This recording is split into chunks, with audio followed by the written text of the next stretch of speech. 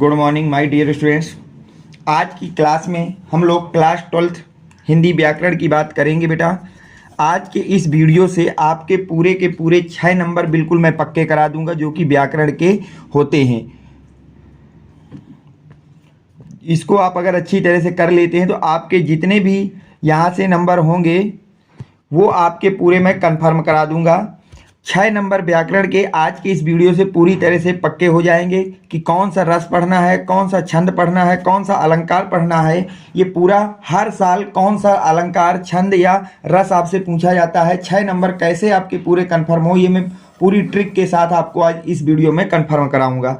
तो अगर मैं आपसे बात करता हूं बेटा रस की, तो देखिए रस में आप केवल 2 रसों को टिक करिए, करुण रस, हास्य रस, केवल इनको पढ़ना है। अगर इन 2 रसों को आप तैयार कर लेते हैं उदाहरण सहित तो आपके 2 नंबर यहां से बिल्कुल पक्के हो जाएंगे। अगर हम बात करें बेटा इनकी परिभाषाओं की, मैं आपको करा देता हूं। करुण रस की अगर मैं आपसे बात करूं तो देखिए करुण रस की परिभाषा आप किस तरह से लिखेंगे। परिभाषा क्या है बेटा करुण रस की? करुण रस का स्थायी भाव शोक है। करुण रस का जो स्थायी भाव है बेटा क्या है? शोक है। करुण रस का स्थायी भाव जो है वो हमारा शोक है बेटा। जब किसी व्यक्ति की मनचाही वस्तु को नष्ट हो जाना या उसका न मिलना, जब कोई व्यक्ति जिसकी मनचाही वस्तु को नष्ट कर देना है, ये नष्ट हो जाए या उसको उसे न मिल पाना, जिसके कारण उसके हृदय में जो दुख या शोक उत्पन्न होता है, तो वहां पे आपका शोक रस होता है। वहां पे क्या होता है बेटा? शोक रस होता है। शोक नामक भाव उत्पन्न होता है तो वो करुण रस होता है कि जब किसी व्यक्ति के द्वारा अपनी मनचाही वस्तु का न मिलना या उसके नष्ट हो जाने के कारण उसके हृदय में दुख या शोक नामक जो भाव उत्पन्न होते हैं वो करुण रस होता है। अगर हम बात करें उदाहरण की, तो उदाहरण है बेटा हे खग मृग हे मधुकर श्रेणी, तुम्हें देखी सीता मृगनयनी।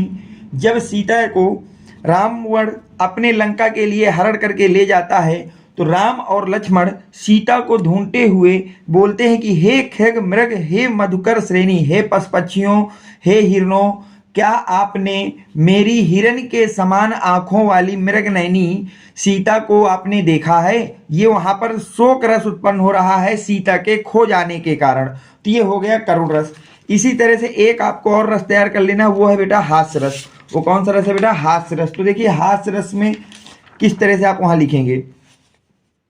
हास्य रस का स्थायी भाव हास होता है। याद रखना बेटा, हास्य रस का जो स्थायी भाव क्या होता है बेटा? हास होता है। किसी की विकृत वेशभूषा चेष्टा को देखकर जब हास नामक स्थायी भाव, विभाव, अनुभाव और संचारी भाव आपस में संयोग करते हैं तो उस समय हास्य रस की उत्पत्ति होती है, यह वह हास्य रस कहलाता है। तो स्थायी भाव याद रखना बेटा, हास्य रस का स्थायी भाव होता है हास। जब किसी व्यक्ति की विकृत वेशभूषा चेष्टा को देख करके हास नामक स्थायी भाव, विभाव और अनुभाव, संचारी भाव आपस में संयोग करते हैं तो उस समय हृदय में हास्य रस की उत्पत्ति होती है। अगर हम उदाहरण की बात करें बेटा तो हाथी जैसी देह, गैंडे जैसी चाल, तरबूजे सी खोपड़ी, खरबूजे से गाल।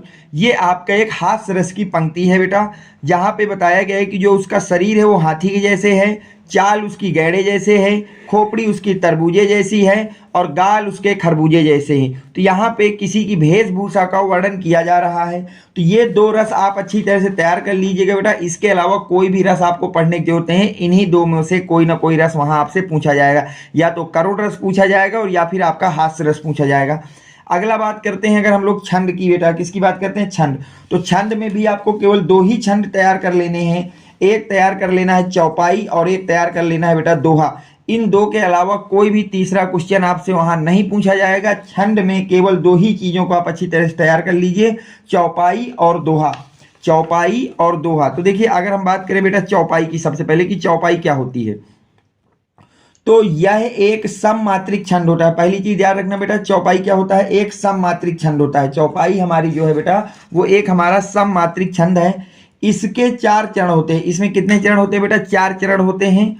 इसके प्रत्येक चरण में 16 मात्राएं होती हैं। और इसके प्रत्येक चरण में कितनी मात्राएं होती है बेटा? 16 मात्राएं होती हैं। प्रत्येक चरण के अंत में 2 गुरु होते हैं और प्रत्येक चरण के अंत में बेटा आपके 2 गुरु आएंगे। 2 क्या आएंगे बेटा? गुरु आएंगे। तो याद रखना बेटा, चौपाई क्या है? एक सममात्रिक छंद है। इसमें कितने चरण होते हैं? 4 चरण होते हैं। प्रत्येक चरण में 16 मात्राएं होती हैं और प्रत्येक चरण के अंत में 2 गुरु आते हैं। प्रत्येक चरण के अंत में बेटा 2 क्या आते हैं बेटा? गुरु आते हैं। अब देखिए, इसको उदाहरण द्वारा हम प्रूफ कैसे करेंगे, इसका उदाहरण से देखते हैं।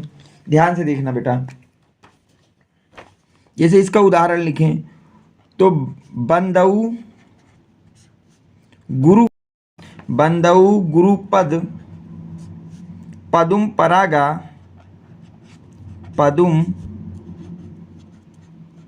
परागा सरुचि, सुरुचि,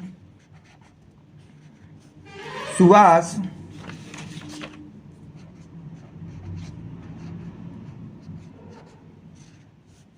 सरस, अनुरागा,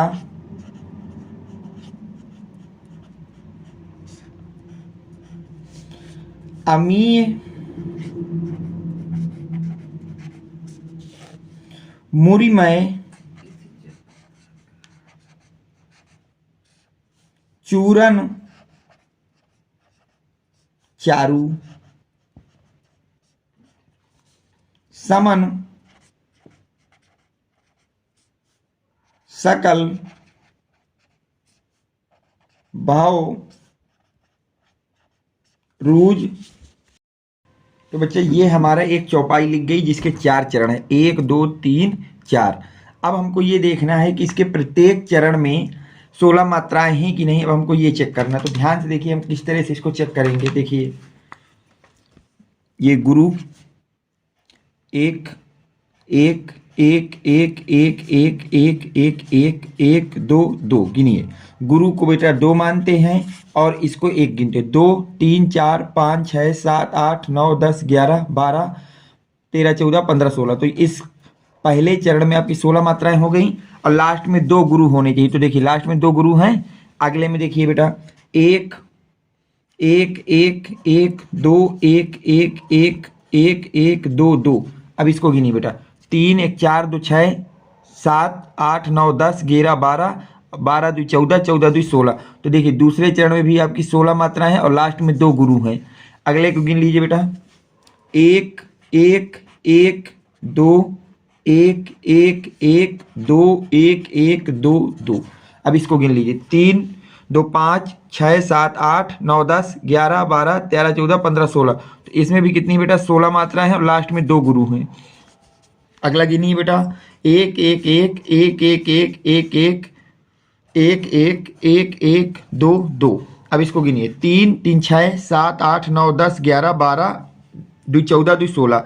तो देख लीजिए प्रत्येक चरण में 16 मात्राएं हैं और सब में लास्ट में 2 गुरु आए हैं। यहाँ देखिए, चाहे यहाँ देखिए, चाहे यहाँ देखिए, चाहे यहाँ देखिए। तो ये आपका चौपाई हो गया। चौपाई एक अर्ध सममात्रिक सममात्रिक छंद है जिसमें 4 चरण होते हैं। प्रत्येक चरण में 16 मात्राएं होती हैं और अंत में 2 गुरु आने चाहिए।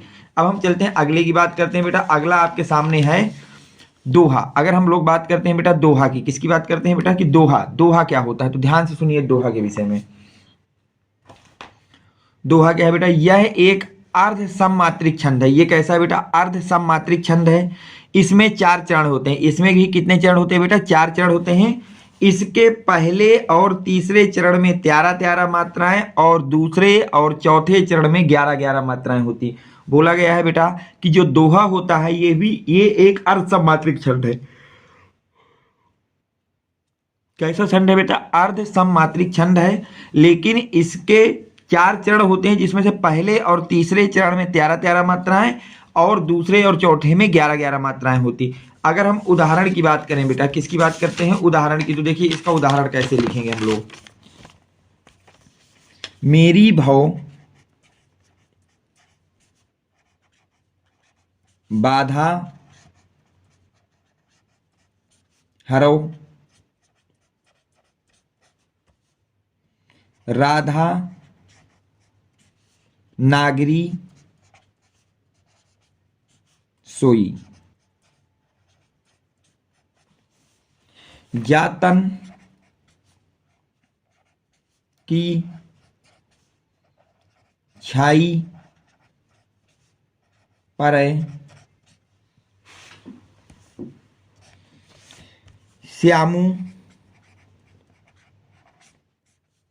हरित दूत होई, दूत होई। तो देखिए इसमें आप चरण गिनिए, कितने चरण है? 4 चरण है। कितने चरण है बेटा? 4 चरण है। इसको बोलते हैं प्रथम चरण, इसे बोलते हैं बेटा द्वितीय चरण या दूसरा चरण, ये है आपका बेटा तीसरा चरण, और ये है चौथा चरण। तो बोला गया है कि जो दोहा होता है उसमें भी आपके 4 चरण होते हैं, अर्ध सममात्रिक छंद होता है। पहले चरण में इसके और तीसरे चरण में 13 मात्राएं होंगी। कितनी कितनी होंगी? 13। तो देखिए इसको गिनते हैं, गुरु गुरु एक एक, गुरु गुरु एक, गुरु। तो गिनिए बेटा, 2 4 2 6 2 8 2 10 11 11 2 13। देखिए पहले चरण में 13 मात्राएं आ गई। आगे देखिए, राधा बड़े आ के लिए गुरु आता है, बड़ा मात्राओं के लिए हमेशा गुरु आएगा बेटा। गुरु सिंगल सिंगल, गुरु गुरु। तो गिनिए 2 4 6 7 8 8 4 12। तो दूसरे चरण में 12 हो गई। तो बोला गया है कि दूसरे और चौथे में 12 12 और पहले और तीसरे में 13। तो इसमें देखिए गुरु एक एक, गुरु गुरु गुरु एक, गुरु। तो देखिए 2 3 1 4 6 8 10 11 11 2 13। तो तीसरे चरण में कितनी हो गई बेटा? 13 मात्राएं। तो बोला गया है कि प्रथम और तृतीय चरण में 13 मात्राएं होनी चाहिए, और दूसरे और चौथे में कितनी? 12 12। तो देखिए इसमें क्या होगा? श्यामू मिला करके हो जाएगा बेटा आपका गुरु, अम्मू का single single single single single single, गुरु गुरु। ये हो गया बेटा, गिन लीजिए 2 3 4 5 6 7 8 8 2 10 और 10 2 12। तो दूसरे और चौथे चरण में 12 12 मात्राएं हैं, जबकि पहले और तीसरे चरण में 13 13 मात्राएं हैं। ये हमारे दोहा के लक्षण हो गए। अब हम लोग बात करेंगे बेटा अलंकार की। कौन कौन से अलंकार हैं जो हमको पढ़ने चाहिए कि हमारे बोर्ड के पेपर में उन्हीं में से कोई ना कोई अलंकार पूछा जाए। तो देखिए इंपॉर्टेंट अलंकारों की अगर बात करूं तो आप केवल इन 4 अलंकारों को तैयार कर लीजिए, इससे बाहर कोई भी अलंकार आपसे नहीं पूछा जाएगा। अनुप्रास अलंकार, यमक अलंकार, रूपक अलंकार और उत्प्रेक्षा अलंकार। अगर आप इन 4 अलंकारों को पढ़ लेते हैं तो इससे बाहर कोई भी अलंकार आपसे नहीं पूछा जाएगा। तो हम सबसे पहली बात करेंगे बेटा अनुप्रास अलंकार की। तो देखिए अनुप्रास अलंकार क्या होता है? वह अलंकार जिसमें समान वर्णों की बार बार आवृत्ति हो, मतलब एक ही वर्ण कई बार आपका आए, उसे बोलते हैं अनुप्रास अलंकार। अनुप्रास अलंकार कहलाता। उदाहरण जैसे चारू चंद्र की चंचल किरणें खेल रही थी जल थल में, चारू चंद्र की चंचल किरणें खेल रही थी जल तल में। तो देखिए चा वर्ड आपका यहाँ पर 3 बार आया है। कितनी बार आया है बेटा? 3 बार। तो अगर हम स्पष्टीकरण की बात करें तो इन पंक्तियों में चा वर्ण की बार बार आवृत्ति हुई है, अतः यहां अनुप्रास अलंकार है। अनुप्रास अलंकार है।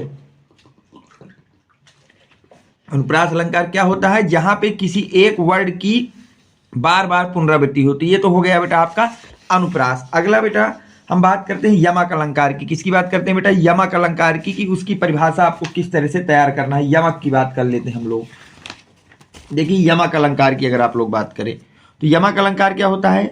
जब एक ही शब्द की पुनरावृत्ति 2 या 2 से अधिक बार हो, जब एक ही शब्द की पुनरावृत्ति 2 या 2 से अधिक बार हो और उस शब्द का अर्थ अलग अलग हो। एक शब्द जो है 2 या 2 से ज्यादा बार आए लेकिन हर बार उसका जो अर्थ है वो अलग अलग हो, तो वहां पर यमक अलंकार होता है। तो वहां पे कौन सा अलंकार होता है बेटा? यमक अलंकार होता है। अगर हम उदाहरण की बात करें तो जैसे है काली घटा का घमंड घटा, नभ मंडल तारक वृंद खिले।